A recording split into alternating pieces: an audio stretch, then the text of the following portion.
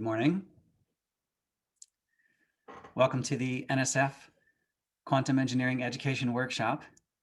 There's a few bits of information here on this first slide.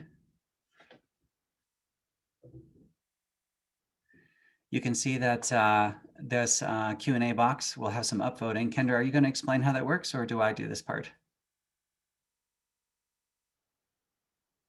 Yes, absolutely, I will. So thank you all for joining us today. My name is Kendra McClure. I'm with OSA Management, and I will be your room monitor. If at any time you need assistance during the session, please use the chat functionality to grab my attention. And with the next session, Introduction of Quantum Engineering in mind, I do have a few housekeeping notes for you to familiarize yourself with Zoom. So first, for any questions that you might have, please type them into the question and answer pop-up box. If you see a question that you also would like answered, all you have to do is click the little thumbs up or the up like button, and that will prioritize it in the queue. Next, as a reminder, this webinar will close at the end of the session, so please visit the schedule to join each individual Zoom room separately. And last, NSF will be sending you a survey in the next few days. We truly appreciate your feedback and really value that you're here. And now, without further ado, it's my pleasure to introduce this session's presider, Lincoln Carr. Hi, thanks for coming to the workshop. I'm super excited about this meeting and really honored to be working with a great crew of organizers as well as some extraordinary speakers. You should have all just received an email from me with a link to a Google Doc. I'll put that in the chat again, and I have a few things to mention before I turn things over to the other people introducing. First thing I want to mention is something about timing. So you may recall that in 1821, somewhere in 21 and 22, Charles Babbage started thinking about the difference engine. He was a mathematician and a mechanical engineer, right? And within 20 years, we had Ada Lovelace thinking up the first algorithms or programs to run on that engine. I think the ENIAC was built in 1945, and the first computer science department was at Purdue in 1962. So it was a long road from 1821 to 1962 to go from conceiving of a computer to actually having a computer science department. So the question about quantum mechanics and quantum engineering in particular is what is the path forward along that road, and can we think our way forward from Schrodinger's equation in 1925 and Shor's algorithm in 1994, or perhaps Richard Feynman's thoughts about quantum simulators in 1982, to actually having something like a quantum engineering department. I don't think we're going to call it a quantum mechanics department. It seems a little narrow, and clearly we need engineers to make the generation of quantum tech work that is appearing right now at the many companies worldwide, some of whom are presenting at this meeting. Okay, so with those thoughts, I just want to screen share and show you a few things about how the meeting is going to run. Here we go. So first thing is, if you haven't gone there already, go ahead and go to the home page so you can see how things are going to go. And you can see on the schedule that the meeting runs 12 to 6 on Thursday, Friday. There are reasonable breaks built in, and you're welcome to chat with each other during those breaks in various formats, or with me. I'll be around. And then notice there's an actual lunch of an hour, so you really can have a break to rest your mind and eat something. And then finally, there are some closed sessions that happen at the end of the first and second day. So what are these closed sessions for? They are for realizing the goal of the workshop, which is to create a roadmap in a report or paper form. There's a subgroup of attendees that I'm invited to do so, and we'll come to the closed sessions. However, you're very welcome. I just sent out this link to everyone to put all of your thoughts toward that paper into this Google Doc. Now, of course, we can also have things in the Q&A, but if you put things in the Google Doc, that then becomes part of the record that we can use toward writing this paper. The intention is that it will go into IEEE Transactions on Education, which I think is pretty exciting. If you want to know what these papers look like, if you go to the top page or the top articles in PureX Quantum, you will see an editorial on introducing roadmaps. as special content. And you'll see here 3 papers. Many of the organizers and other people attending this workshop, including myself, are involved with these 3 roadmaps for quantum computing, including quantum computer systems for scientific discovery, quantum simulators, architectures and opportunities, and development of quantum interconnects for next generation information technology. So those are examples of the kinds of roadmaps that one might do. Those came out of NSF Convergence Accelerator meetings. And today we hope to produce something on education, creating the equivalent of computer science in 1962, but now for quantum engineering. Okay, and so with that, I'm going to turn things over to Corey, and feel free to send me things through Q&A if you have questions, or email me directly. Thank you so much.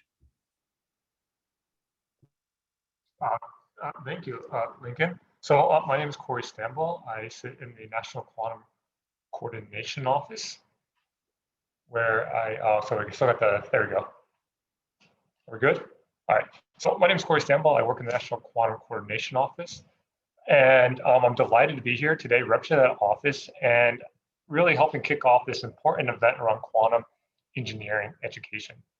Of course, I want to start by thanking the organizers. They put on a fantastic event for you, both in terms of the depth of knowledge of the speakers we have, but also the breadth of expertise. I think we all know this is a wide-ranging area. And so it's really going to help us understand the landscape. Of course, I want to thank the National Science Foundation. We'll hear from Nadia next, and OSA for providing the IT infrastructure. You know, as highlighted in the NASA Strategic Overview on quantum information science, creating a quantum capable workforce is a national priority. The US government is very enthusiastic about growing our capacity as a nation to develop and utilize quantum technologies. And through the National Quantum Initiative, federal agencies have been empowered to do just that. You know, when we look across the federal government, agencies are keenly engaged in workforce development. We have an entire subcommittee on QIS, interagency work group around workforce development. And agencies are concerned not just with the basic research, but also development and the deployment of quantum technologies. These centers and institutes that have been recently established by the DOE and NSF, with their large networks of universities, industry partners, and national laboratories, are really positioned to help provide that hands-on training opportunity for the cutting-edge quantum science R&D that we need. And additional opportunities we're seeing come out of the DoD and the IC as well. The private sector, of course, is hiring not just quantum expert staff, but also quantum aware and quantum enabling staff. And we anticipate this to grow. You know, as more use cases and problem solving capabilities QS technologies have demonstrated, we hope the market will continue to respond. And then through the industry-led Quantum Economic Development Consortium, which was stood up by NIST as part of the NQI, we're getting an opportunity to get insight into what the workforce needs are of the greater quantum ecosystem. And these needs include things like hands-on experience, the type needed to develop, translate, and deploy the quantum research. And I think we'll hear more later from Celia Merzbacher. Quantum know-how builds on, but can also help us inspire STEM education. You know, we can use quantum as a lever, because many people, you hear us all the time, are very excited about quantum. You know, one such example is our efforts around K-12. The National Science Foundation Core Concepts for Future QS Learners was a workshop that was held last year that brought stakeholders, many of you are in the audience today, to start building a framework for engaging young learners and asking the question, what are the core concepts? That work is ongoing and will be developed out to a larger extent over the next year. So, you know, connect to that community for opportunity to engage. This effort was followed by the formation of the OSTP and NSF spearheaded Q12 education partnership, which brought together a group of stakeholders really to help work to encourage young learners and to engage in QIS, and also to provide opportunities so they can envision themselves in the types of jobs like, for example, quantum engineering jobs of the future. Tomorrow, I think we'll hear more about that. It's really efforts like these, along with the numerous workshops, academic papers, and initiatives focused around quantum education and workforce that stretch across the education spectrum. And it really laid the groundwork for this workshop. For QIS to grow and be successful, early translation to technologies is essential, both from a market standpoint, but also enable that next cycle of basic research. And this requires an educated workforce with those engineering skills, not just quantum specific, but also that support the enabling technologies like lasers and cryostats and microwave sources. So what should such an education program look like? Well, that's really what this workshop is. That's why it's so great that we're having it. There are a broad range of skill sets that are being sought, ones that cut across multiple engineering programs: electrical, mechanical, physics, computer science, and engineering. How best to entangle quantum with this wide range of skills, engineering skills, that's much less clear, and again, why we're here today. Questions like the major versus minor, what skills are sought versus which ones are required, again, why we're here today. But I want to put a point out here. Regardless of the specific direction we go in terms of developing a curricula, we must avoid a continuation of the ongoing inequities and lack of inclusivity that unfortunately permeates almost all of these disciplines. For example, less than 15% of graduates from both mechanical and electrical engineering were female in 2018. Computer science, physics, engineering does not fare much better. And this goes on, we look at underrepresented groups as well. We must be mindful of how we develop out these programs. We must avoid doing the same and take advantage of moments, seize moments like this to chart new and more exclusive paths. For example, ensuring that we're engaging, connecting with community colleges around QS concepts and opportunities, ensuring that underrepresented groups are part of the development process like we're seeing today, and looking to engage those universities and those programs that have already demonstrated success in being more inclusive. So, on behalf of the National Quantum Coordination Office, myself, Alex Cronin, and our director, Charles Pahan, I leave you with this. The task you have is very important. We need skilled talent. It's timely. We really need it now. And while you may not realize it, everyone is looking towards us and towards you. Industry, academia, the federal government, and really most of the world. So getting that right balance of all these needs will play a key role in ensuring that the US keeps its leadership both in the emerging tech quantum ecosystem, but also really all of S&T. To learn more about the ongoing federal QIS efforts, please visit quantum.gov. And I turn it back over to you, Lincoln, and good luck. Thank you. Wonderful. Thank you, Corey. That's, I think, exactly what we needed to hear. I'm very honored to have Dr. Dawn Tilbury here today, who's Assistant Director at NSF in Engineering. And I think that she will be able to give us a good sense for also what NSF has in mind for this meeting. Dawn. Great. Well, thank you very much for the introduction, and welcome to the workshop. So this workshop is sponsored by the Quantum Engineering Working Group in the Engineering Directorate at NSF. But at NSF, as you know, we work very closely between engineering, math and physical sciences, as well as computer sciences in the quantum area. So you see here was mentioned earlier the quantum initiative, the National Quantum Initiative that was issued in December of 2018 for the advancement of new quantum technologies. Now, NSF has started one of our 10 big ideas that was launched in 2016 was the quantum leap. And those big ideas were all rolled out with specific funding in 2019.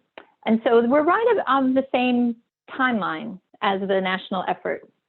So the National Quantum Act called for creating a quantum workforce of researchers, educators, and students. And this future quantum workplace will require skills from technicians through PhDs and everything in between. So your objective at this specific workshop is to develop that roadmap for creating an undergraduate discipline in engineering schools at the undergraduate level. So NSF has been investing in quantum research for decades. In fact, 31 Nobel Prize winners in the quantum area have been funded by NSF. The Emerging Frontiers in Research and Innovation program in the Engineering Directorate had a topic in 2016 and 2017 on AQUIRE, or Advancing Communication Quantum Information Research in Engineering. So the Quantum Leap program at NSF fosters quantum-based research in 3 ways that you see on the slide: advancing the research frontiers, encouraging multidisciplinary collaboration through convergence research, and workforce development. So NSF has really taken a multifaceted approach to building the quantum research community. At the bottom, you see our foundational investments over the past 4 decades. I mentioned all the Nobel Prize winners, and we have funded thousands of researchers. In the middle, you see the recent quantum workforce development effort. a Dear Colleague letter, or DCL, that points to 20 different programs in the Education and Human Resources Directorate. I'll talk more about that on the next slide. And finally, at the top, you see center scale research programs, including the Quantum Leap Challenge Institutes, the QMA's Foundry, and the Engineering Research Center, or ERC, in quantum networks. And of course, funding opportunities in between all of these areas as well. This slide just points to those 20 different programs in the Education and Research Opportunity Directorate that have opportunities for education, workforce development, including the skilled technical workforce in all areas of quantum.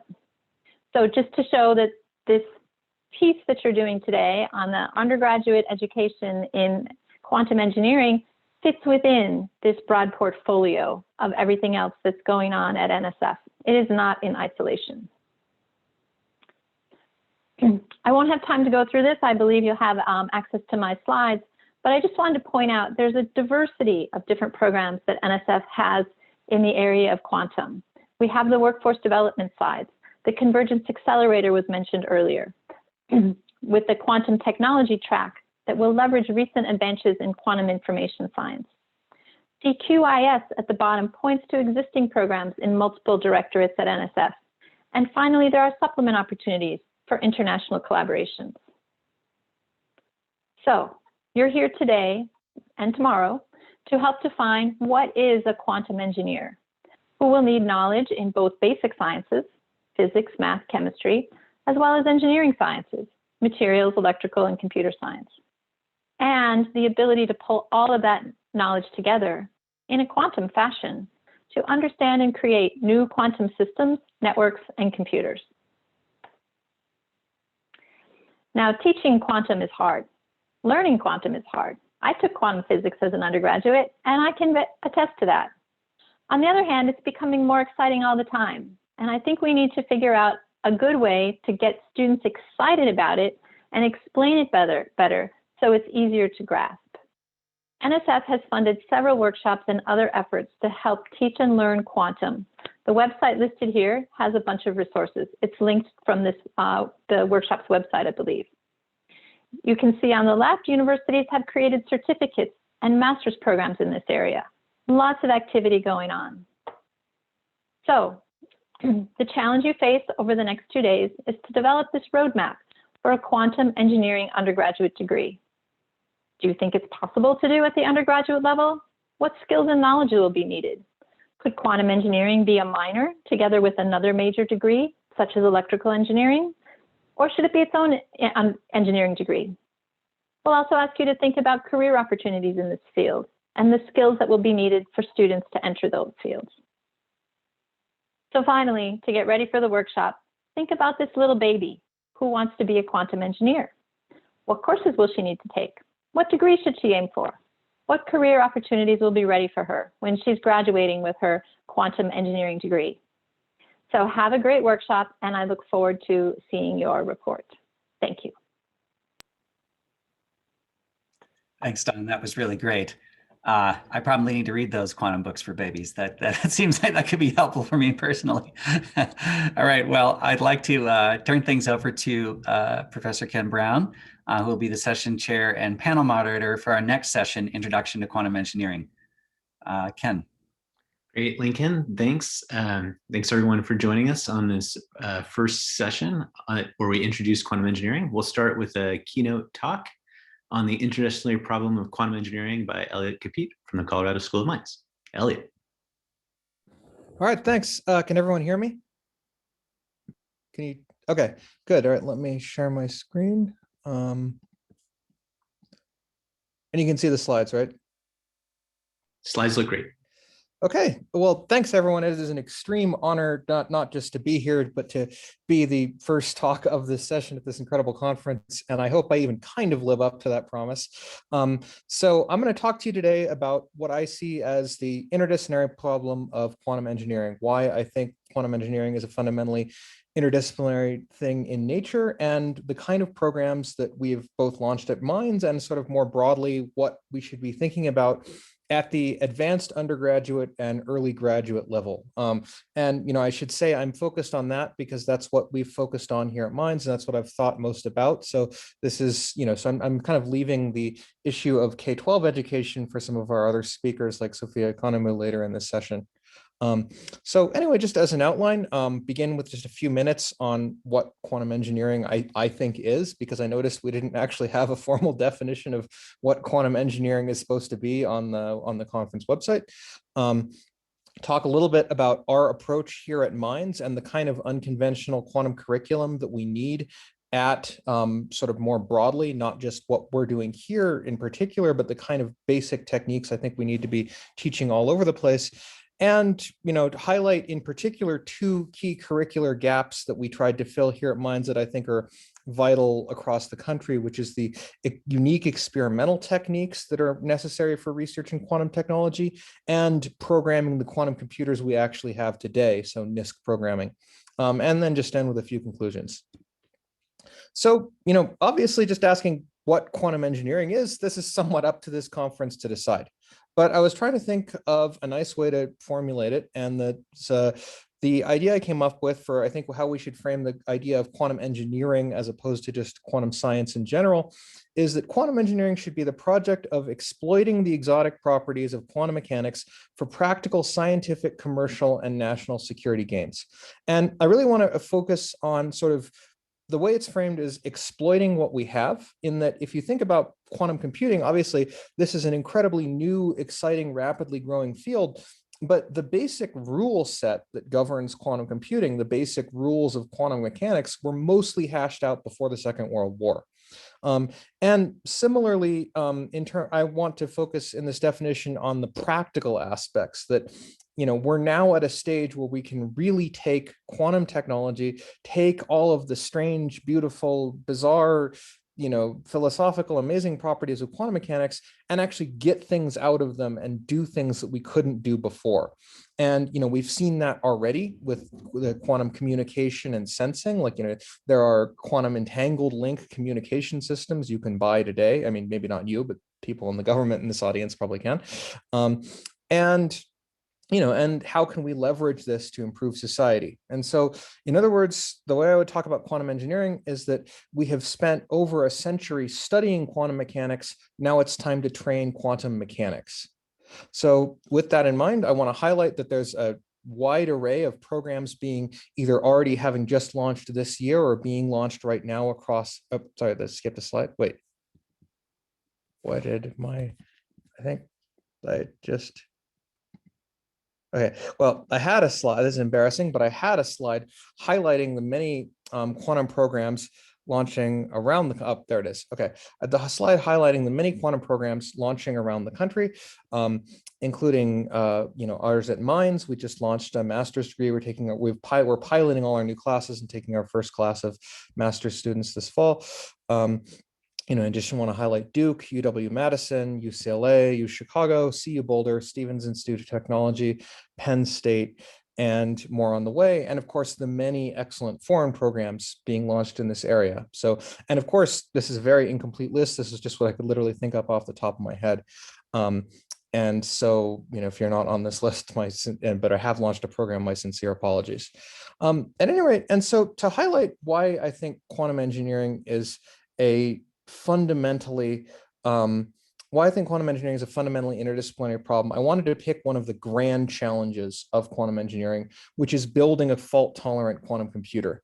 And I'm going to focus particularly on superconductors just because that's what I know. That's not necessarily that I'm claiming that's what's going to win a decade from now. But I want to focus on superconductors, that's what I know. And so along those lines, if you think about the kind of things that we need to solve to build a fault-tolerant quantum computer, we need better qubits and couplings. That's a physics and material science problem. We need cryogenic control and processing. That problem is really split over physics, EE, computer science, and material science. We probably need modular architectures. That's at least what's on a number of companies' roadmaps. We need signal routing. I think that's actually a harder problem than better qubits at the millions of qubit scale. We need real-time decoding of error signal syndromes. We need giant fridges, whether you build your fault-tolerant computer as sort of modular slices or one giant wafer the size of a dinner table, you need a really big fridge to contain that. And that's a physics, electrical engineering, and mechanical engineering problem. And then, of course, you need quantum algorithms to run on it. So you can see just from this list that the primary challenges of quantum engineering, I would say, are no longer mainly physics. Physics obviously has an important role to play in it. I'm in a physics department, but to solve this problem, what we really need is a quantum literate workforce drawn from a wide array of disciplines. We need electrical engineers, computer scientists, mechanical engineers, material scientists. We need all these people able to apply their unique skill sets towards some of the grand challenges of quantum technology. And again, that's by no means just fault-tolerant quantum computing. I'm just using that as an example here. But we need them to understand quantum mechanics well enough to know why they're doing what they're doing and what the unique challenges are, like why something needs to be isolated in a particular way from environmental noise, why some types of noise are extremely destructive and others are not. All those kind of things require a fairly deep understanding of quantum mechanics to go along with a fundamentally classical skill set needed to solve these problems. And, I think it's pretty clear from this that the natural home is not really in one existing academic department in any of the colleges we have. And so along those lines, part of the purpose of this workshop is to figure out what kind of programs we need. I got the slides order wrong, but, as you can see, again, many programs being launched across the country. And now I'm going to talk for a few minutes about what we're doing here at Colorado School of Mines. So we've launched master's and graduate certificate programs launched this year. We're taking our first real class of students this fall because things have been delayed a bit by the pandemic. And we've also, it was just approved by the undergrad council literally last night. We're launching an undergraduate minor this fall as well. And so I'm going to talk mostly about our master's program. So our master's is 30 credits with or without thesis. We constructed it based on 4 new courses combined with electives drawn from a large list in the main participating departments, which is physics, computer science, electrical engineering, materials engineering, and applied math. And recognizing that students are going to be really studying this for a year and a half, and then going on to careers in industry or advanced graduate programs. We decided to break it into software and hardware tracks. And I think this is actually how quite a few of the emerging quantum degree programs are being structured, sort of reflecting that it's better if you only have a year of education or, a year of advanced education to be more focused than breadth. And so if students choose our software track, they can focus on theory and programming. And if they focus on our hardware track, it's choose the hardware track, it's focused on experimental skills. And this was done not only to allow students to, really make the most of their time, but also as a sort of hidden important reason for doing this is it mitigates prerequisite requirements. So if we're trying to draw students from a huge array of disciplines, and a lot of our courses, and our elective courses and core courses are spread across these different departments, a student coming in from computer science, for example, is going to be able to excel at computer science classes in the list. They're going to be able to do well in the physics classes, particularly the simulation ones, but they might have no idea what they were doing in an EE lab class, for example. And so breaking it into 2 tracks makes the question of students being prepared for advanced coursework much easier. And I want to, before talking a little more about the actual 4 classes, I want to talk about the key principles that we followed in creating this program. And so the first one is we assume no quantum mechanics experience coming in. And I think that this is really vital. This is vital for accessibility, and it's vital for recruiting a diverse student body, because if you require a quantum class coming in, generally that's in a physics department at the junior or senior level. You had to take a long list of prerequisites to get there. And, and that really limits the kind of students we're going to be able to recruit into the program. And, so because we're not assuming quantum mechanics to start, we begin with a core quantum literacy course that I'm going to talk about in a couple slides. and then build on it with relevant classical and quantum content as further required courses and electives. And many of the vital electives are not quantum. Like, you can take for instance, machine learning classes, microwave engineering classes. All of these things are vital skills to actually going and working in quantum industry. But they're not necessarily quantum courses themselves.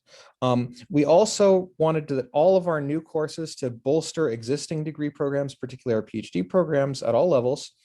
And we wanted finally our new courses to be tailored to existing skill gaps. And here it's nice to have there's a lot of actually really nice work already having been done trying to identify these skill gaps and what we need, particularly the 9 key concepts from the previous NSF workshop in this area and the QEDC employer survey that Celia will be talking about in like half an hour or so. So the 4 new courses that we launched are a course called Fundamentals of Quantum Information, which I taught this past fall. This is our Quantum for Everyone course. We chose it to only have linear algebra as a prerequisite. And the nice thing is, as a science and engineering school, linear algebra ends up being required by about half our majors. So that really allows us to take lots of students. A low temperature microwave measurement course where students are going to be trained to, load samples, do the wiring, all in a helium refrigerator, and then take data, process it, filter it, and so forth. That's being launched next year. We had to delay it because of the difficulty of teaching lab classes in a pandemic. A quantum many-body physics course that's a little bit closer to it's closer to a modern solid-state course with a heavy bent on simulators and AMO physics. And then finally, a quantum programming course that's focused on NISC programming, on really getting the most out of quantum devices, tinkering with it and tuning it so that it's not just so that quantum programming in this class, the hope is that it's not just, a few qubits failing to accurately reproduce the numerical simulations from your laptop, but really doing something you can't actually compute. And I'm very grateful to be doing this in partnership with Google. Google's first educational partnership was with Duke University, and Dripto's De Broglie is going to be giving a talk on, their impressions on using Google's hardware in a classroom later in this session. And so if you take our software track, the requirements are the fundamentals course, quantum programming, and many-body physics. If you take the hardware track, the requirements are fundamentals, low temperature microwave measurement, and then our existing microfabrication and silicon processing lab class. So the Fundamentals of Quantum Information course was designed sort of around the following principles. And I should say that this is not really a quantum computing class, it's more of a quantum physics class for engineers. And that's something that I don't think that, or at least I wasn't aware of a class quite like this being taught anywhere. And again, me not being aware of something does not mean it does not exist. I ended up writing a textbook for it as I went because there wasn't a single book that I felt like really captured what I was trying to teach here. And sort of here's how we arranged this class. So we focused on many body problems early on. One thing that I thought was really stark is when I was teaching electrodynamics, which is a senior level class here, I asked students to think back to their undergraduate quantum class and ask them, what is the hardest thing in quantum mechanics from that class? And a lot of them, they thought about it for a while and they almost all started talking about like angular momentum addition and all of these 3-dimensional integrals and the hydrogen atom and things like that. And, all of these incredibly hard vector calculus problems. And those are difficult, but that's not actually what's hard in quantum mechanics, right? What's hard in quantum mechanics is the dynamics of 50 or more spins. And so we emphasized many body problems early on because of that. And we avoided continuous variables pretty much entirely. This is because continuous variable quantum mechanics is just too hard for non-physics students. It's less relevant to QIS at low levels, and not doing continuous variables means going to many body easier because continuous variable many body problems are really hard. I also, in arranging this class, really decided perturbation theory is essential and started teaching it in weeks, I think, 7. This is because, if I'm going to make one controversial statement, I don't think in this talk, I'd say it's that I don't think you truly understand quantum mechanics until you understand perturbation theory, because this is the tool you use for everything. Even if you can't fundamentally solve the hardest problem, you use perturbation theory to get to the problem you're trying to solve. Likewise, we focused on dynamics early on because this is a quantum information oriented course and most of information processing is dynamical. And as I said, this is not only a quantum computing class. So I taught this once already. It was during the pandemic. I'd never taught online before. And so I'd like to just share a few observations from having taught this once already this past fall. So we had about 33, 34 students complete the class.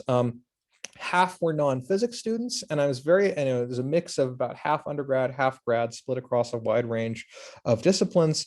And I was very pleased that very little correlation at the end of the day between major and class performance. And I think avoiding continuous variables is part of what made that successful. That really that really students coming to it from computer science, say, struggled a little bit more early on, but by halfway through the course, everyone was pretty much at the same level. Along those lines, perturbation theory is hard. It's really a tricky subject, and it's weird, and it's difficult to get right. And students struggled, but and there's definitely room for improvement in the next fall when I teach it again. But I think it's also vital for understanding much of the field. Like there's a lot of concepts like quantum tunneling you can really teach elegantly with perturbation theory, but not so much otherwise. And I want to highlight also that the biggest points of confusion among the students were almost always translation issues, where we would be introducing different representations of the same theory or system because one formulation made a problem way easier to solve than another. So for example, if I'm thinking about a chain of 20 qubits, but then I put a single particle on it that's hopping around, obviously you want to denote those states just based on where that particle is, because that's 20 states instead of 2 to the 20. But students, I think, struggled with sort of trying to find all these different ways to talk about the same things. What I also found was really helpful is on pretty much every homework, I assigned at least one simulation problem where students would do small scale numerical experiments to verify different things and explore things. And I found students really responded well to that. And those are very useful tools. So that's sort of my impressions from teaching, this kind of class that is sort of like it's an anchor class, and it's a welcome to quantum class that really allows them to go on to the more advanced courses from here. And I'd be happy to chat about it more. In my remaining time, I want to highlight, as I said, what I think are the two key skill gaps that I think would be good, or two of at least the key skill gaps that I think we should try to focus on in designing quantum education curriculum across the country. And the first is quantum information experimental techniques. So as you all know, the equipment we use in quantum information science is very specialized. And I picked a few examples from the superconducting world and from the AMO world. And there's a long list of incredibly exotic technologies. They're very high precision, they're very high maintenance, they're very expensive. And prior to at least the past few years, if you learned how to use any of these machines, it was almost always through the sort of apprenticeship model that goes back to like the first universities, so back to Oxford and Oxford and early universities in Italy and so forth. And that's, it's that getting a PhD in a faculty research lab. But I really don't think that that can necessarily scale to the kind of national level quantum workforce that we need. It's too specialized, it's too one-on-one. They're not, I don't think, enough people who have the appetite for a 5 to 6 year education and a PhD. And finally, one of the biggest barriers here is that this stuff is expensive. I remember writing a grant application to the Army Research Office shortly after I bought my first house. And one of the line items was an arbitrary waveform generator about the size of a desktop computer that cost half as much as the house I just purchased. And how to make this equipment, and it's not just the upfront cost too, but it's the service contracts and the maintenance and the building facilities. And these things are not necessarily a problem for our largest and richest universities, but for, as Corey highlighted early, before I started speaking, we really want quantum education accessible across the country. And how to make this accessible at a broad range of institution is a key problem that I think will need national level coordination and initiatives to address. I don't claim to have any of those solutions. I just wanted to highlight this as a sort of point of discussion going forward. And then the second thing I wanted to highlight is I think it's really vital that we teach NISC programming specifically, and I want to highlight exactly what I think that means. So one of the most important questions in quantum computing, not just other areas of quantum technology, quantum computing specifically, is are NISC algorithms commercially or scientifically viable? And I mean viable in the sense of you could use a quantum computer to solve a problem nothing else can, that justifies the extreme cost and R&D and everything of the quantum hardware. I hope they are. I think they are. We don't know that for sure at all. But let's imagine for a sec that they are, right? Let's take the optimistic point of view. If so, consider, before this talk, I went and looked up Google and IBM's quantum roadmaps, and they both call for, at least what they've said publicly, both calls for qubit count doubling every year or so. And I think that's a good, aggressive, but achievable figure to target. Now, if you take the leading error correction code, which is surface code, and look at its overhead, that's around optimistically about 1,000 physical qubits per logical one.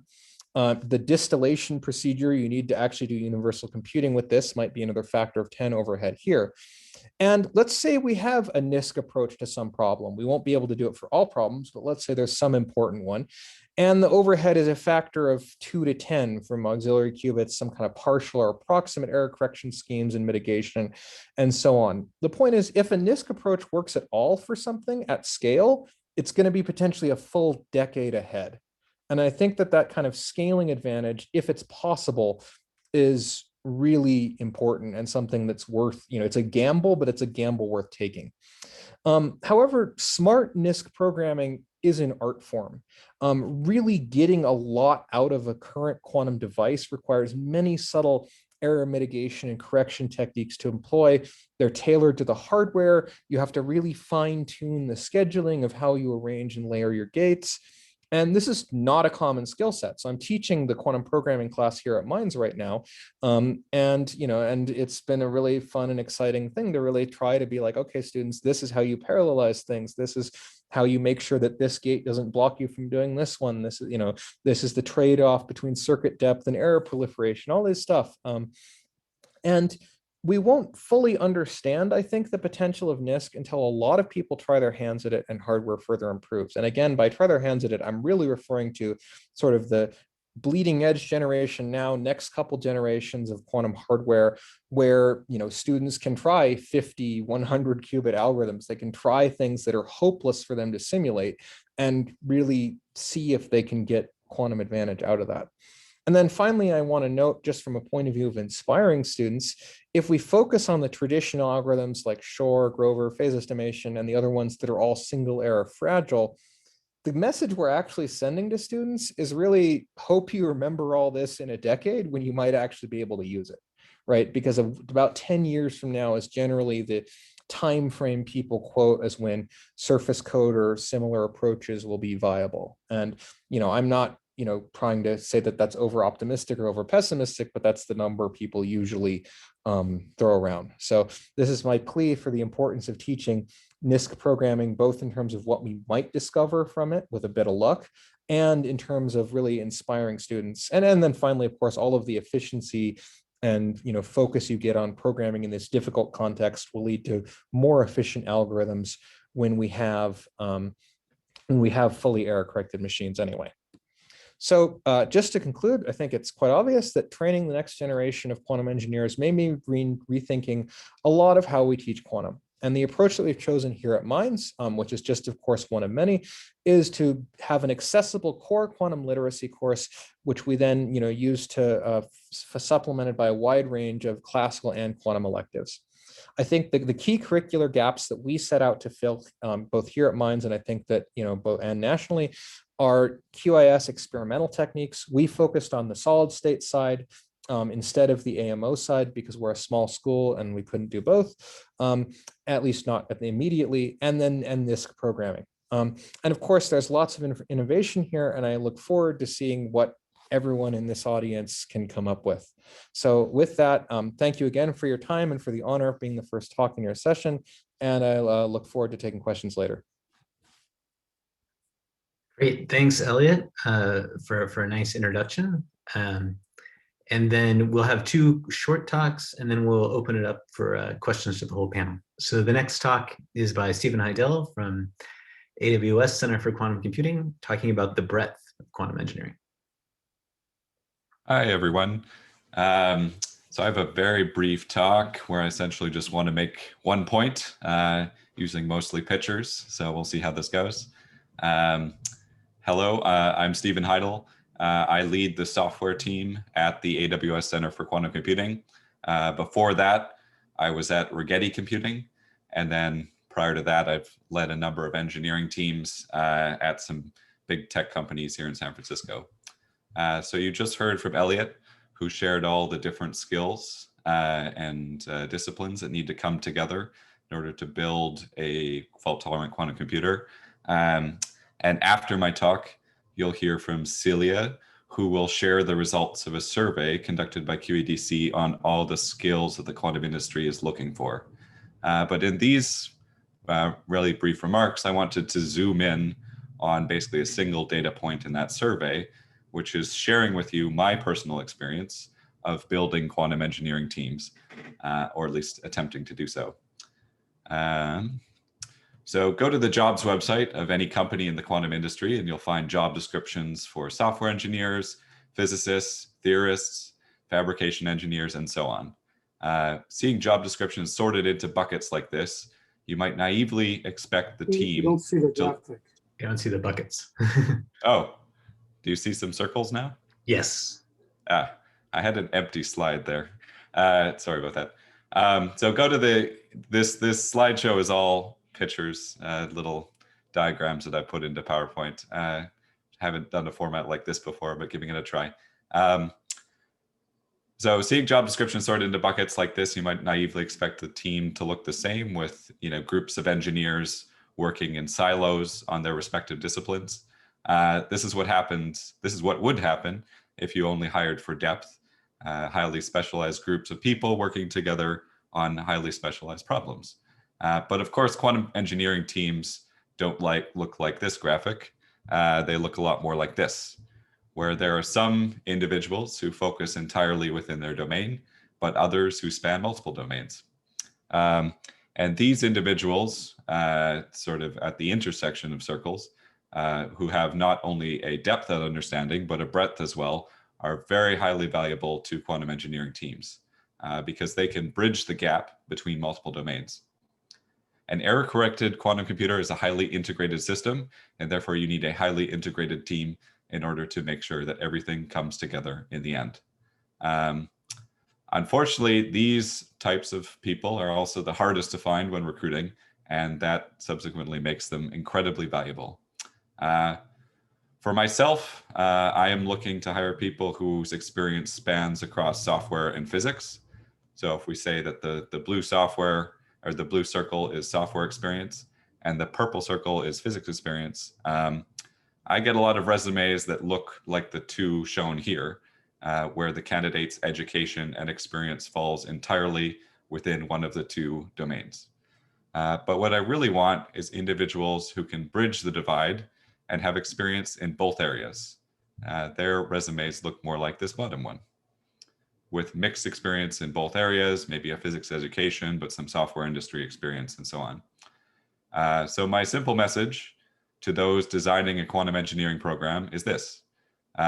Speaking as a hiring manager trying to fill quantum engineering positions, a quantum engineering program should deliver an education that looks more like the resume on the bottom and less like the resumes on the top. And that's it. Look forward to the panel, and we'll pass it on to the next speaker. Thank you. Our next speaker is Celia Mertzbacher, who will be talking to us about the survey work from the Quantum Development Group. Hi there, and I seem to have confused my system by moving my slides, so let's try it here. Great.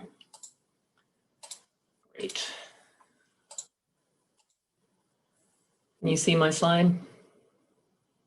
Yeah, it looks great, Celia. Great.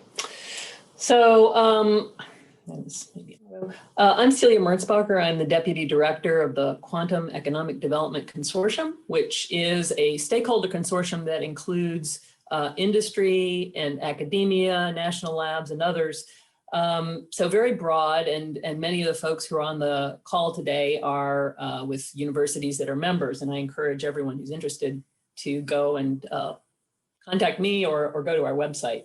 But I'm just going to spend my 5 minutes talking about the results, or really the preliminary results of a survey that was done last year. This was a second survey by QEDC on workforce trends.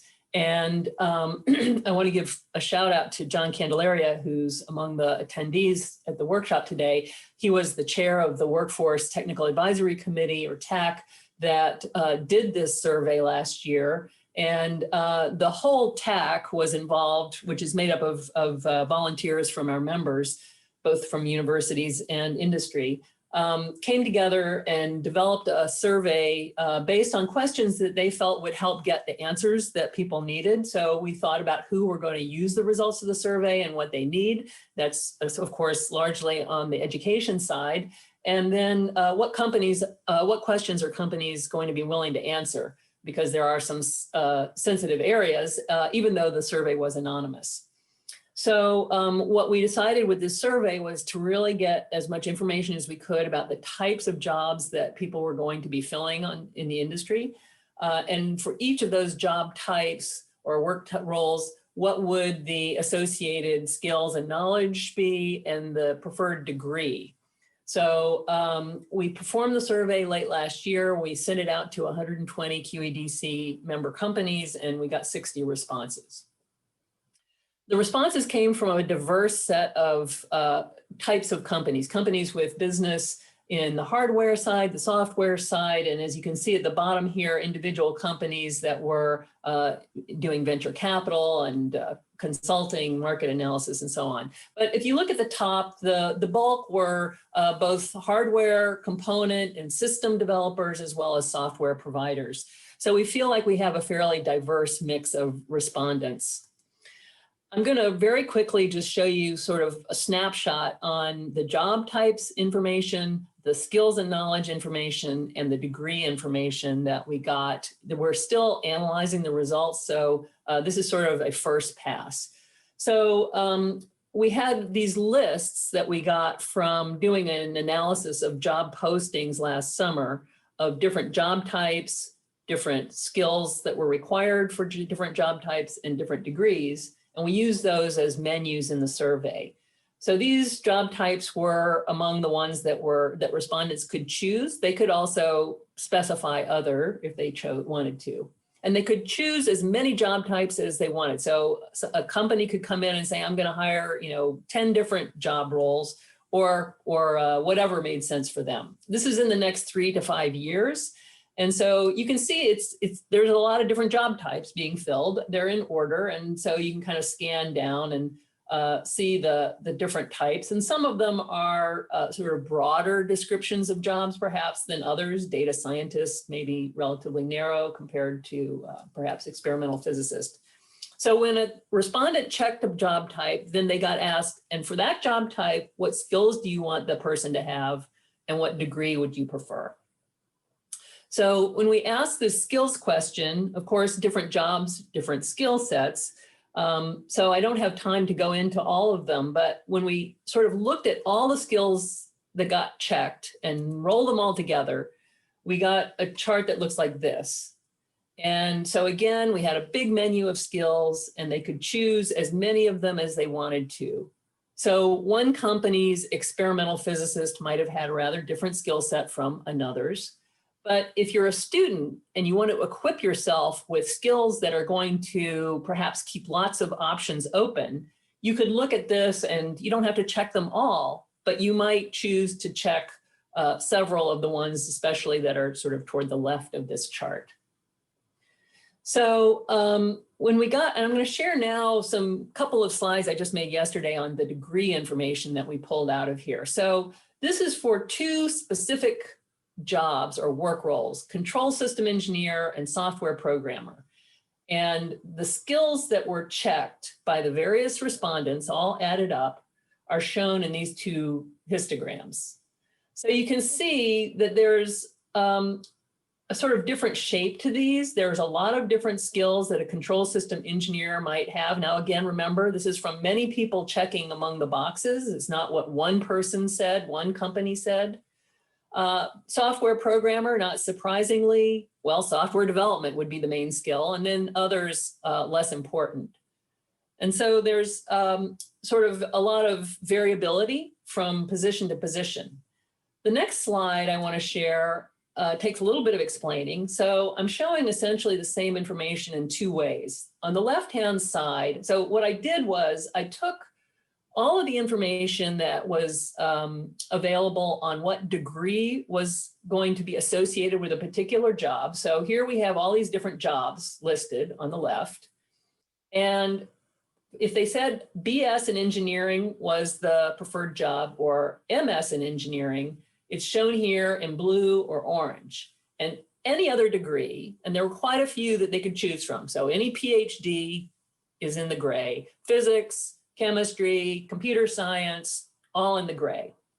So I'm really focusing here on engineering degrees, where they were preferred. And I organized this list on the left with, at the top, the most people checking bachelor's in engineering. And that included mechanical, electrical, and I think computer. So you can sort of see which ones, and if you add the two engineering degrees, you would have a different order. So applications and solutions architect, quite a few engineers. Now this is absolute, right? The number of responses. On the right, I normalized to 100%.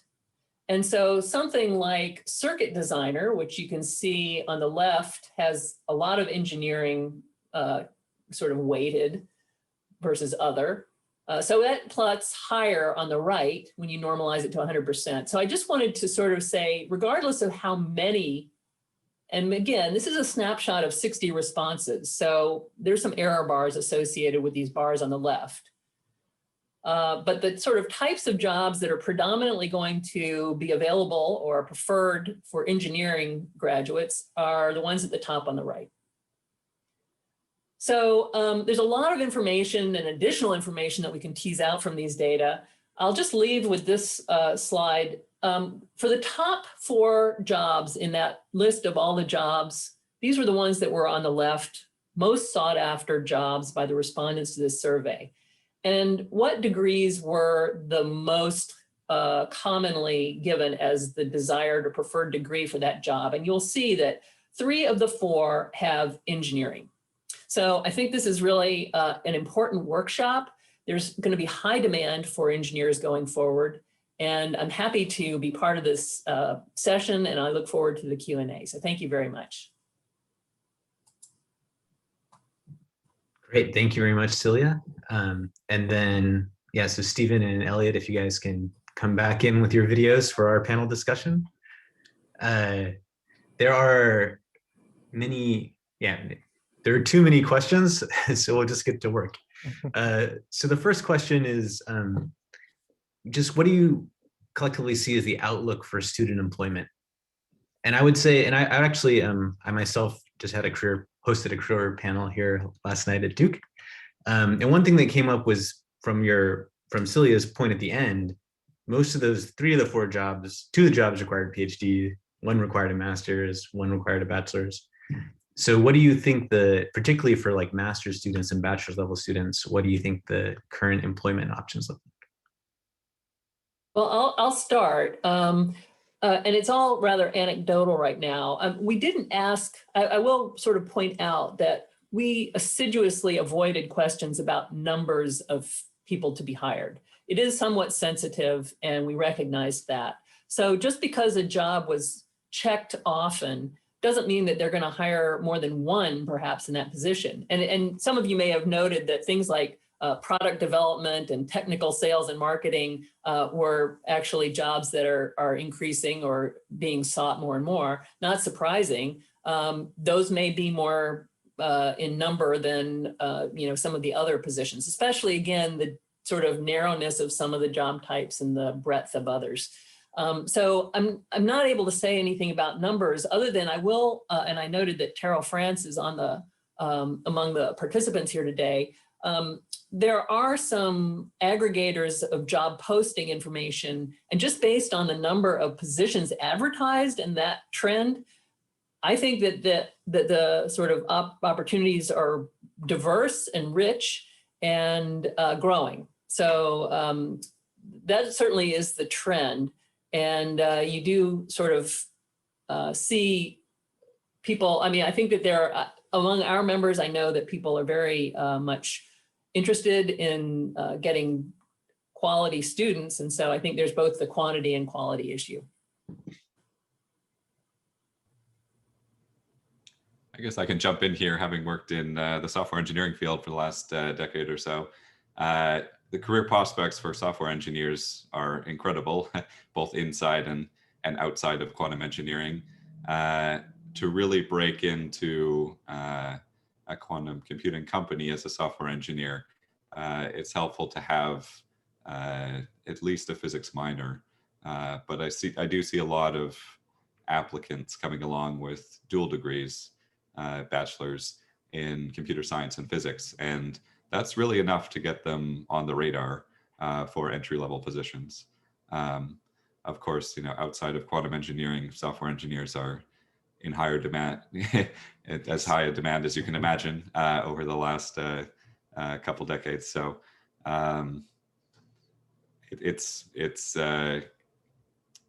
there are certainly more jobs than degrees awarded within computer science right now. So it's a good problem to have for students. So just moving on, just because we can't, of course, have everyone answer all the questions.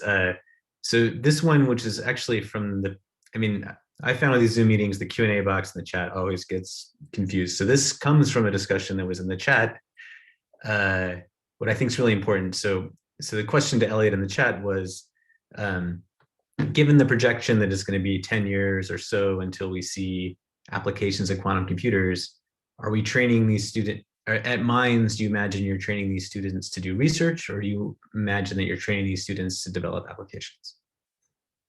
I think that's a really good question.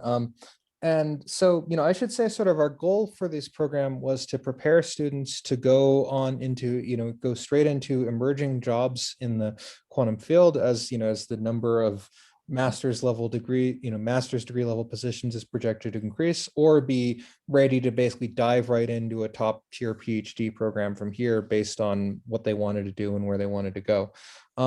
In terms of, I should clarify that with the 10-year timeframe, I think that that's a pretty good ballpark figure for fully error-corrected machines.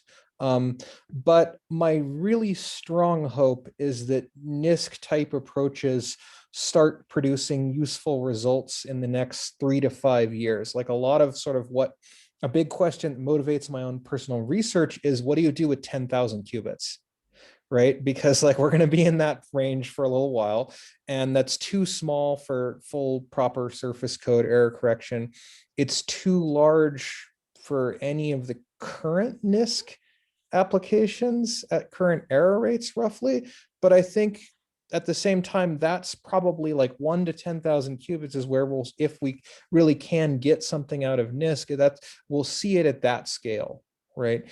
And, so in teaching this NISQ programming class, I covered Shor's algorithm and Grover's algorithm and stuff in the fundamentals of quantum information class. I covered the traditional mechanisms for quantum speedups in those classes, but I'm mostly focused in this programming class on the sort of potentially resilient ones, like the ones that do not have what's called single error fragility, where, as soon as you've had one error in your calculation, the result is essentially worthless. Right. And I think that teaching those, if there are such applications that are going to work in the next few years, students will be ready for them. And it remains to be seen, but it's kind of a bet, right? And, my bet is that we will see useful applications before full error correction, probably some kind of partial error correction scheme. And, the overwhelmingly high payoff, if that does work, is worth making a bet on it, even if it doesn't come out. So I'm just going to wrap in another question just as a follow-up to Eliot, which is the one thing, I guess I will also just Sorry, I think Eliot and I have different feelings about the value of NISC, which I just want to say, but I'm not going to talk about it now. Yeah, sure. I'll put it in the Google Doc later. But I think an important question along those lines, which is that when you look at how people are doing NISC style error mitigation, they're really very hardware dependent and also software dependent in what knobs what knobs you're given to play with. So when you teach it, how do you make sure that you aren't sort of teaching your students to one machine, if you will? Yeah. Okay. So there's a question about this. So John Donahue asked a question about this in the Q&A. Yeah, that's the question I'm asking. Yeah. So yeah, this is a vital question. It's something I struggled with a lot when I was first thinking about this course. I had thought it should be agnostic to hardware. However, if you have to start grading assignments in a bunch of different APIs, that's going to be awful, right? And so I felt like from the point of view of choosing a course, we had to choose one. I tell my students, I was very forthright with my students in this class that I'm teaching you how to do all of this subtle fine tuning and work on Google's hardware. Most of that I think would carry over to any other superconducting system. I did a day's lecture on sort of how the good NISC principles for an ion device, for example, will look different because of the connectivity is different, the error model is different, and things like that. But I will say that, these APIs are all pretty similar. Like I had a bunch of students who had looked at, at least had done some work in Qiskit before taking this class and picked up Circ pretty easily. There are a lot of universal principles about sensible algorithm design so that if you learn one, you can carry over to the other. And again, I just think, at least right now, teaching a class where you're fully agnostic to the hardware, like if you don't even for ions where it's all-to-all connectivity and there's less, the error model is more white noisy and there's less, but I think even for that, there's plenty of work in understanding the hardware to get a good result out of it, right? To really get the most out of any device. And if you're teaching students to do that, you just need to focus right now on one machine and just know that the principles probably generalize pretty fast to the others. Yeah. So shifting gears quite a bit, the next question has to do with when we think about other parts of the team involved in building quantum systems, such as like program managers, team leaders. So Celia and Stephen, what's your opinion on what sort of skill set these people could have? Can we just bring in any, I don't know, for AWS, this is too pointed, but maybe quantum computing solutions, can you grab anyone from AWS to come over and be the team lead? Or is it fungible that way? Not quite. I'd love for that to be the case, but quantum computing and physicists tend to have a very specific way of communicating and a very unique set of jargon. And you don't necessarily need to be a leading researcher in these areas, but you need to know what the words mean in order to effectively communicate and effectively manage engineering programs. So, provided you've got that background somewhere in your past and you can have experience in technical program management, for instance, then you're a shoo-in for a good contribution to our team. Yeah, I'm sort of looking at it from a somewhat different perspective. In general, I think that the individuals who are going to be fresh out and hired are going to have to get some experience under their belts to move into those management positions. This is not a quantum unique issue of having some soft skills and working on teams experience and so on, and that would certainly help kind of give people the skills and tools to be able to move in those directions over time. So the next question, I'm combining a question from the chat and the Q&A, basically has to do with, normally, if you read the NQI, there's computing, networks, and sensing, and maybe simulation. And in terms of developing these engineering degrees, do you think networks and sensing become part of a hardware track? Or do you think they should, or should things like quantum sensing still live in whatever discipline it lives in now?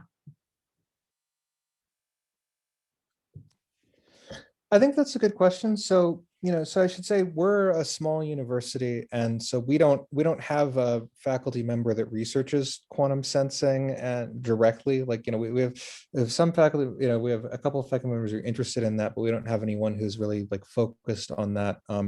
And same with communication. So in launching our program, we mostly focused more on the computing and hardware engineering side. Although I think some of the sensing stuff does come up in the hardware courses and like in the fabrication courses a bit.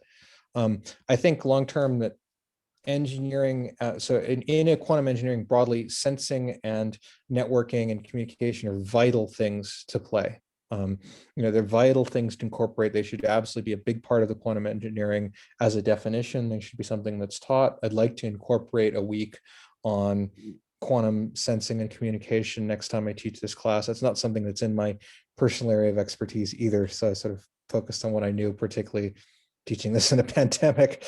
But I think, I think that the question of whether to put sensing and communication in hardware or software, actually, I think it's a fairly subtle one. And I think it depends on how you want to teach it. But our program, the initial focus is definitely more on the computing side because that's where our faculty's expertise lies.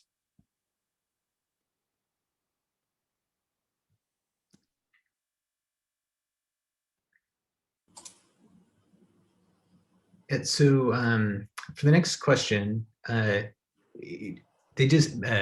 question basically is quantum mechanics has been used for practical purposes for decades. Is the shift now to quantum information science? And then I will just append, like, why do we need that shift? Why can't our old ways of teaching quantum mechanics still work? I guess I can jump right in and say that, the big difference that what I've I've seen this question come up in various discussions like over the past few years actually when talking about quantum technology and education. And I mean, and in some ways, like, it's like quantum has been with us for the long time. Like a transistor is a quantum device. It doesn't work without quantum mechanics, right? Or like, like one of the key things I cover is that, the reason that we do not fall through the floor is because matter is described by a number system where A times B is minus B times A, right? Like quantum mechanics is vital to everything. And, and we've been in many ways, you're getting benefits from it for a long time. So I think the big difference is that we're really getting benefits from entanglement, right? Is that the sort of the next quantum revolution is the term a lot of people use for it. And I think it's that it's really getting, controlling and manipulating entanglement in a direct way to achieve, to do things that we couldn't do before. I think that's the key difference, because you're right, obviously like lasers and transistors are pretty important and they've been around for a long time, and they're fundamentally quantum objects. So I think it's entanglement that differentiates what we're doing now from what we've done for the past few decades. This next question is for Celia, which is from the QEDC analysis, did you get a sense that the degree levels needed by the companies in the future is evolving?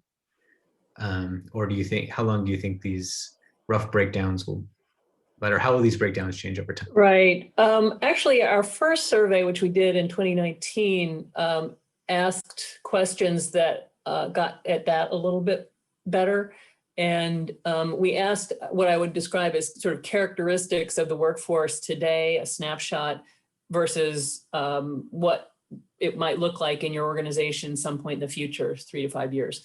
And so we asked questions like what fraction have a PhD versus a master's, or what discipline are those degrees in? And so the trend between the snapshot of a company's workforce today and where they thought it would be in the future, there was sort of a revert to mean trend that you saw. So companies that were completely made up, startups with a handful of PhDs, indicated they were going to be hiring more masters in the future, and more classical suppliers of quantum components or non-quantum components to the quantum industry that maybe have a lot of engineers think, well, we could use a PhD or two. And so it kind of worked both ways depending on the nature of the company. So I guess there's likely to continue to be adjustments, but it really does depend on the firm and the nature of their business. So Stephen, a question from you from the panel, which I think it's also related to this question from the chat about software skills, is, it's near and dear to my heart, actually, which is, of course, the software needed to run a quantum computer exists at many levels, from like you type in the circuit to like you actually program whatever the bottom fabric that talks to the quantum fabric is. And just curious about your opinion, like, what do you think is sort of needed most now? Do we need more people at the top of the stack? Do we need more people who like program FPGAs and these kind of devices?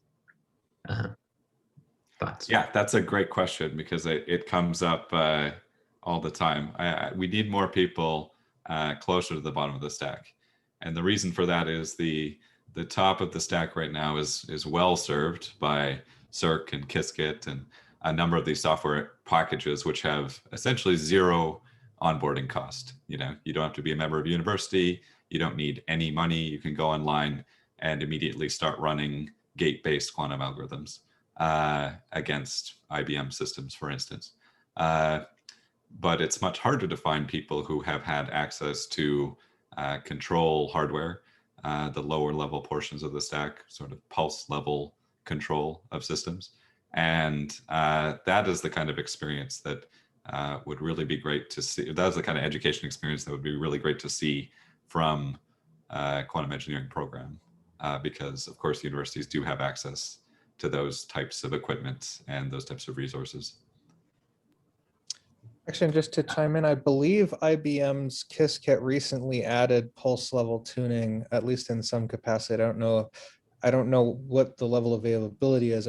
I'm using Google's hardware in my course, but so I think that is something that could be an educational resource available quite soon, if it's not already. That's true. I would just comment that I'm always concerned about the level below that, actually. So you have this like machine level description of a pulse, and then you give it to something, which then actually has to do it. And I would say my impression talking to many companies is that's kind of a problem everywhere. The people, there are not as many people working at that very bottom level. It's still classical, but it's like just above the metal. You mean like what the qubit sees after all of the filtering and distortion and stuff versus what's being sent to it, or? Well, just that even if you write down like a perfect pulse in Qiskit, that has to go be translated to something that whatever they generate RF with can read. Fair enough, yeah. Yeah. Yep. And then Stephen, there are a few questions for you, or basically, how do I get a job at Amazon? Yeah, some of these have such specific combinations of degrees that I imagine they have someone in mind. I'll maybe provide a bit of a different answer, which is the key skill to be successful in software engineering is ability to learn and ability to learn quickly. So you can become a Circ expert, for instance, but Circ as a software package is only a few years old. And a few years from now, we're going to have an entirely different set of software packages.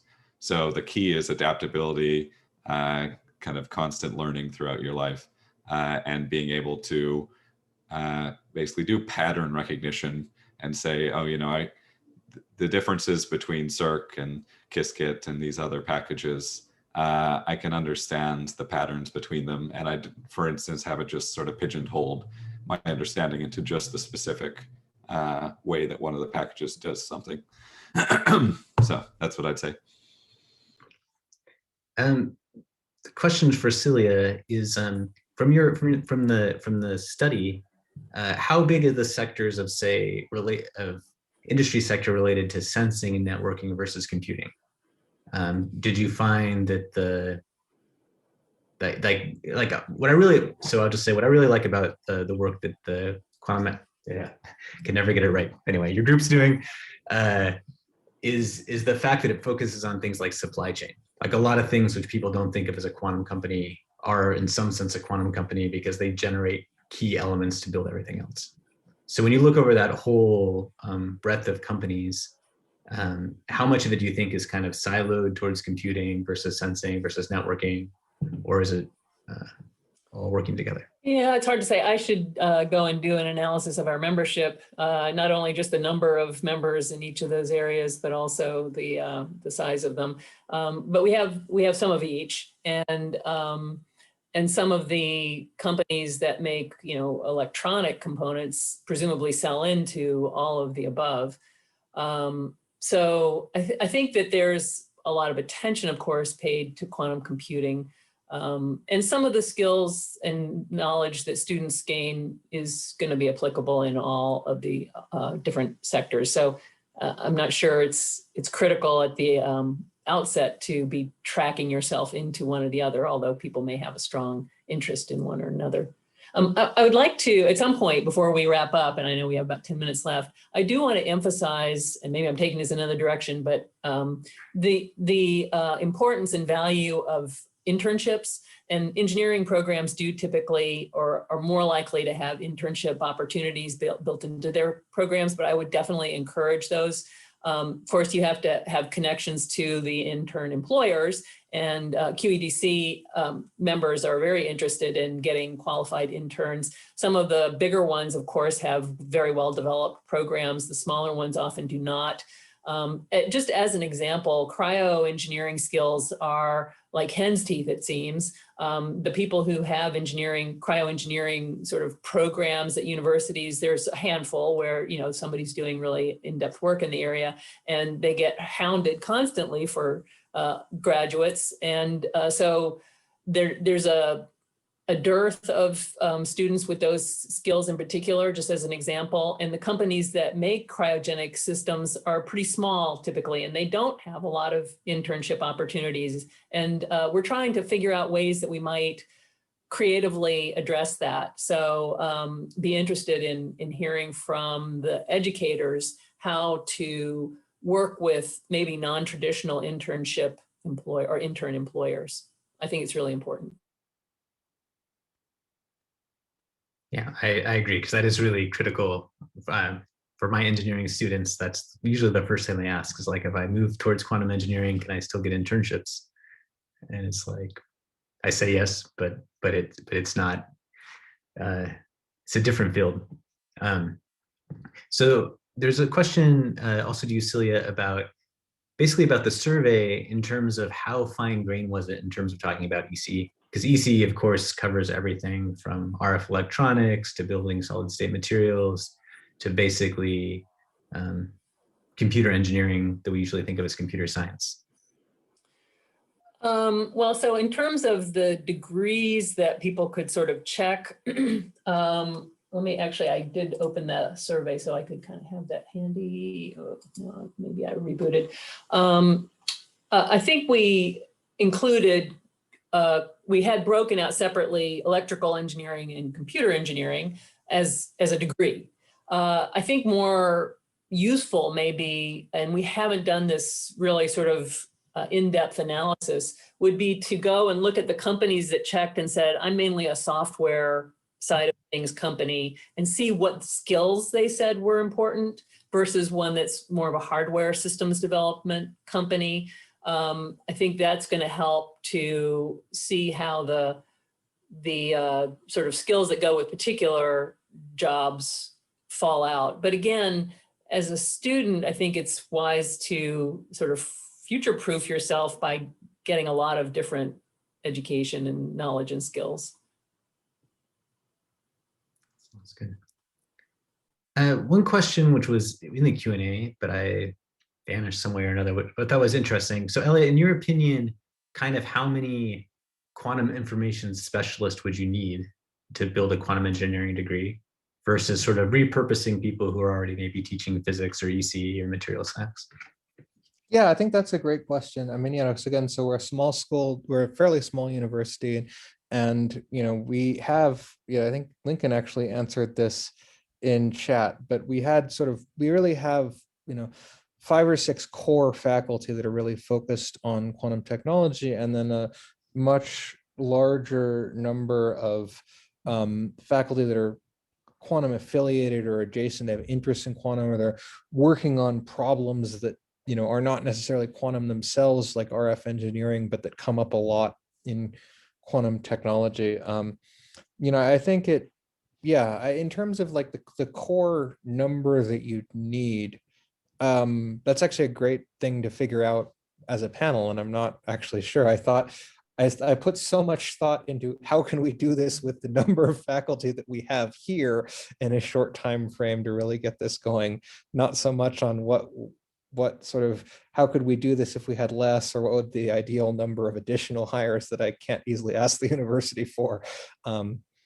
So yeah, I think that's actually something to figure out actually as a workshop and a panel, and it could be that the kind of programs that you would launch at different scales of universities are obviously going to scale to the size of the faculty, and your ambitions have to correlate with what you can offer students. Right. So we don't right now at least have a hardware class we don't have hardware instruction in the AMO side of like the ultra high vacuum and ions or atoms side of quantum computing, because we don't have a faculty member who researches that here. Right. That's not because it's any less important than the solid state side, but we don't have a person to cover that. Whereas, I understand, for instance, UCLA is launching a quantum engineering program, and they're going to offer both because they're a much larger university and have experimentalists in both those areas. So can I ask a question of Eliot? This is really interesting because we want diversity, we want to be inclusive, we want to start tapping into, four-year colleges that don't have maybe research faculty. And is there a role, so as someone who's outside the academic world, is there a role for, especially at the undergraduate level, perhaps, for incorporating online courses and expertise from outside your faculty? So if you have a small liberal arts college and you don't have that breadth right now, how can you, in the near term at least, perhaps address it in some ways that don't, your answer said, well, we just don't have people in that field doing that kind of research, so we don't include it. That seems not necessary, especially sure, teaching online today. Well, I think it really remains to be seen what the general appetite for online learning is going to be once this is all over, right?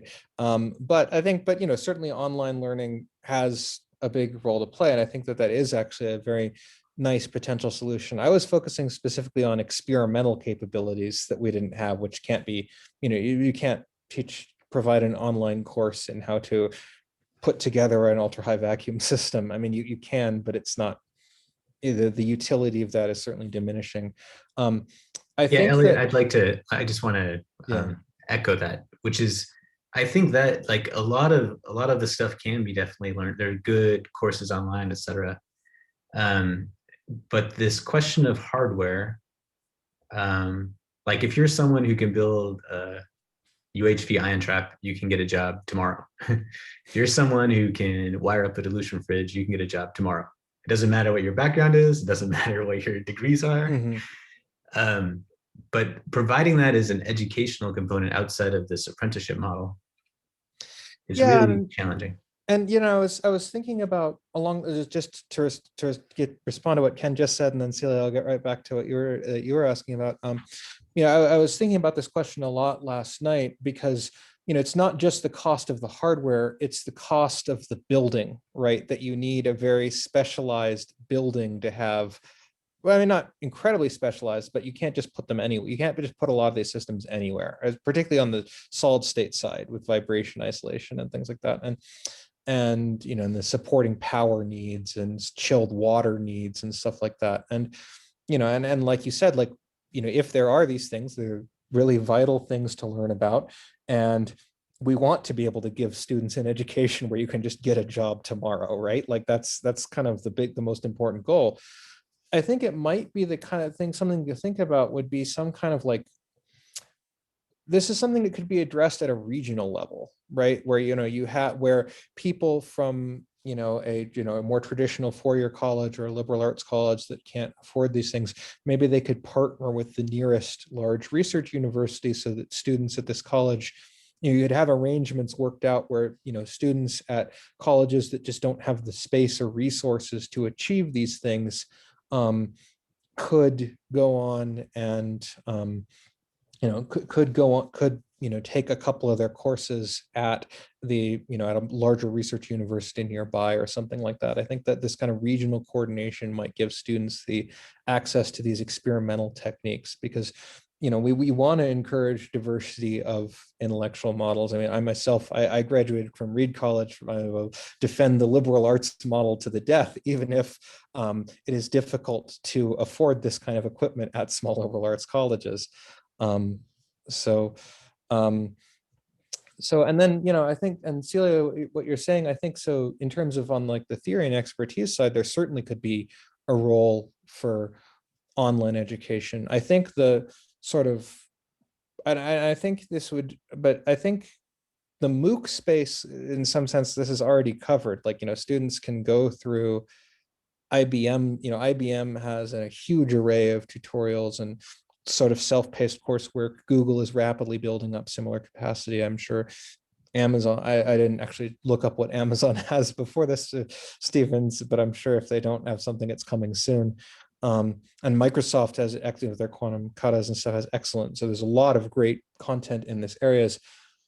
I think that only can go so far though, because I think a lot of students really need kind of more one-on-one interaction or more direct interaction with faculty members to answer questions. And finding a model to do that, online is certainly one solution where you could provide that kind of specialized instruction at smaller schools, but I think it's something to sort of very carefully think about the best way to arrange. Because MOOCs are great, and there's a lot of them already, but they're not for everyone, and not a lot of people just can't learn things effectively that way. Great. All right. Well, with that, I think we should draw our section to a close. It's been a great panel. I've enjoyed it a lot. I think all of us will be around all day probably, so we'll take questions anytime. And I turn it to Lincoln. Great. Thank you for that amazing panel. There were so many questions that are still ongoing. Thank you so much for people who are writing in the Google Doc, in the Q&A, in the chat. There's a lot of things going on at once. Thanks, Steve and Eliot and Celia for wonderful presentations and answering so many good questions. Steve, I think you may get a lot of job applications shortly. Okay, so we're going to have lunch for an hour, and then we'll reconvene. So let's see.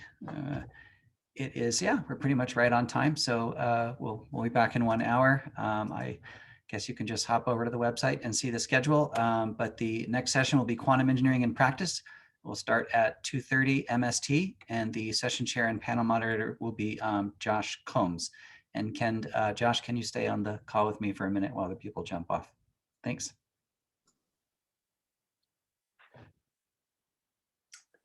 Thanks, everyone. See you soon. Thanks, Eliot.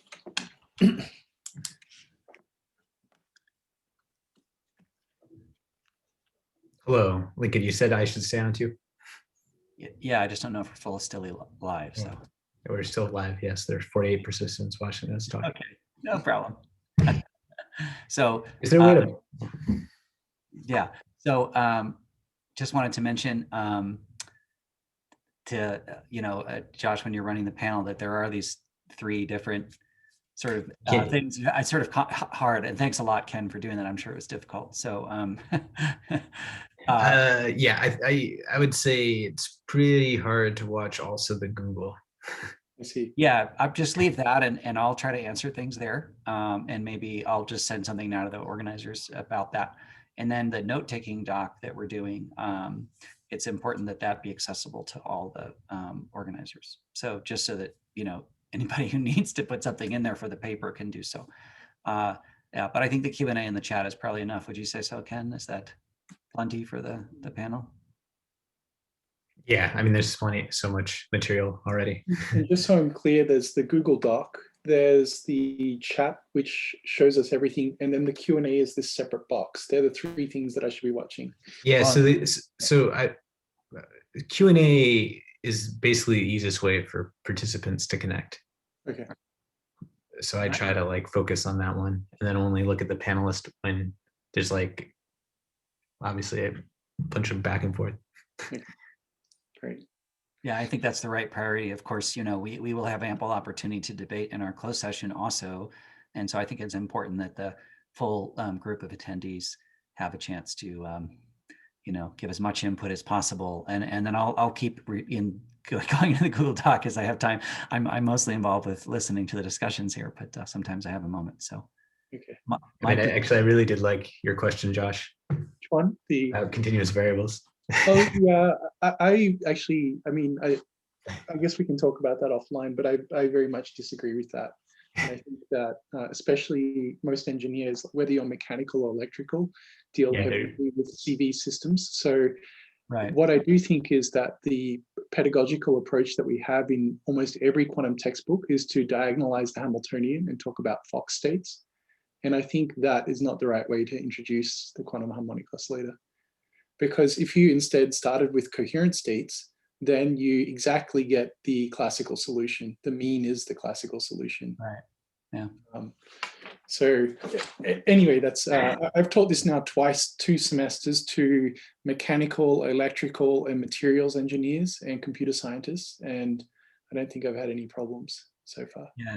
Josh, if you've got a good solution to that's really, I was mentioning this in the chat, but I mean, that is really something to put out there in a PER journal. Of course, you're at CU Boulder, so it's plenty of PER people, but I'm happy to assist with that in any way, Okay. even just giving you feedback.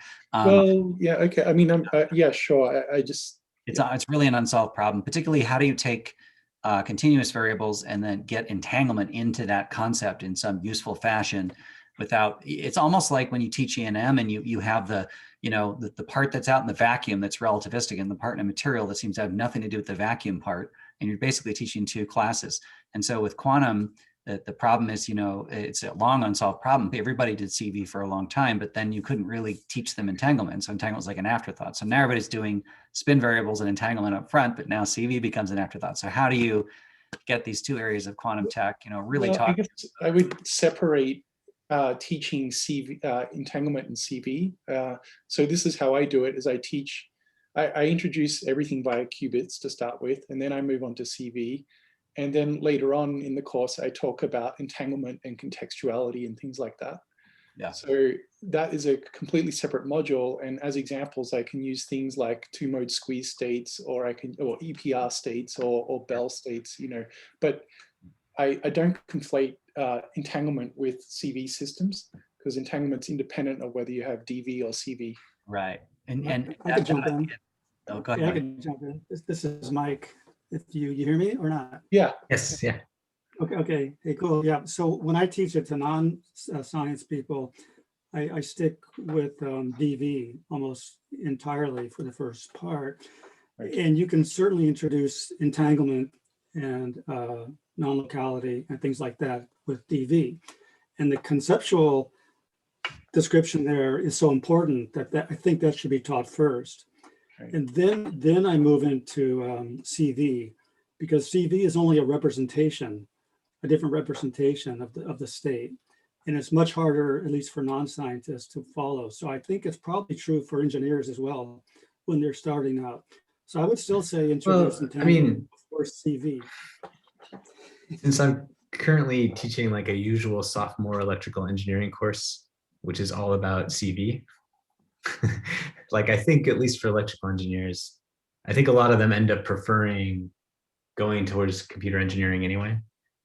But I think all electrical engineers like should be really good with oscillators and waves and reflections. Yeah, I mean, you spend the whole year doing a harmonic oscillator, and you know, damped and overdamped, underdamped. You do it again in control theory. You do it again. They do, you know, 2 or 3 courses in electromagnetism. They just don't quantize the field. They, if you do an optics major, you've done, you know, fiber optics, you've done free space optics, you know, and again, mechanical engineers, they spend a lot of time doing linear systems, linearizing pendulums and so forth. I do think the discrete variables are very friendly for computer scientists. That's right. I think for computer scientists, there's no argument. And for beginners. Yeah, it's tough to do quantum for everyone with all of STEM in the same way. So this is Eliot also experimenting with, and also Teresa Lin has not been speaking about this, but she has years of experience in doing this kind of thing actually, and has a great textbook in preparation. I mean, probably more than anyone in the room, I think, for actually doing the classes because she's at Harvey Mudd. So just naturally, there's a lot of students from different disciplines that she's been teaching for many years. So, but these are great things to explore in our paper. I think we can come back to that. It's not only what concepts you want to get across, but also if you're trying to get across technologies, what are the key pieces for those technologies, right? And that's a little bit different than the quantum concepts kind of survey that I think. So anyway, yeah. All right, I'm gonna get lunch. See you guys. Bye. Okay, thanks. Yeah, I guess the other thing that I've been thinking about, Lincoln, do you want to run, or if you got a moment? No, it's fine. Yeah. So the other thing I've been thinking about, well, not thinking, the other thing that I've done, which has received both negative and positive feedback from students. The positive feedback is retrospective and the negative feedback is during the course, is I start these quantum courses with a linear algebra refresher, and then I redo all of that again in Dirac notation. So I separate, again, Dirac notation from quantum theory. So it's just linear algebra, first lecture. Second lecture is linear algebra with these weird kets. Yeah. And everyone immediately they go, like, they don't like it. Why are we doing this? And then at the end of the semester, I've had, well, in this case, my mid-semester review, I've had feedback going, now I understand why we did it this way. So that is another maybe. And then, anyway, so then I don't know if you've seen this book. Yeah. So this, for me, was a bit of a hack to how to teach CV to engineers as well. So it's not how we learn it in physics, but the chapter in here gave me a way that I started teaching it to them. Well, the nice thing about education research is you can test, quantitatively how well the teaching is taking. And so because CU Boulder is such a great team, I hope that some of them might be doing that specifically with this kind of, quantum for all of STEM problem, which is a really big problem. And it probably needs good PR, or not even PR, now it's just engineering education research investigation, to really nail down, especially for different student environments. All I think CU is pretty representative for, solid flagship university, that kind of thing. But there are very different environments as well, Absolutely. Yeah, great. All right. Well, I'm going to grab some lunch and get ready for the next session. Okay, thanks. Thanks, Lincoln. Bye, everyone. Oh.